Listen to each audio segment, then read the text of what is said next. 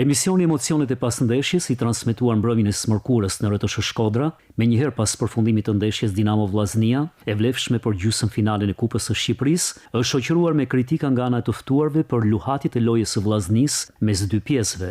Fillimisht erdhën opinionet e trajnerëve të futbollit Ahmet Meta dhe Ardit Mani, të cilët e ndoqën ndeshjen live në Elbasan Arena. Vllaznia hyni e mobilizuar në fushë, më thanë të drejtën, edhe u pa qysh minutet e pas Vllaznia do të hidhej në sulme, do kërkote golin me çdo kusht, por në 3 kundërsulme që ato ekipi kundërshtar bani të na gjetit pa përgatitur mbrojtja dhe realizuan golat. Unë jam i bindur dhe që të kishte edhe arbitrat kanë pas dorë edhe e tham me përgjegjësi plot që në çdo moment kanë vepruar kundër Vllaznisë, sidomos në pjesën e dytë. Kritika për lojën e Vllaznisë përcollën edhe të ftuarit në panel gazetari sportiv Faik Sadiku, si dhe trajnerët Zamir Lumani dhe Arben Parmeza. Ku iku rezultati 4-0, ishte një komedi e vërtet për futbollin shkodran, po mas minut 75 u kthy në dramë se menduam se po barazojmë. Tifozëri ishte shumë drejt për me kanë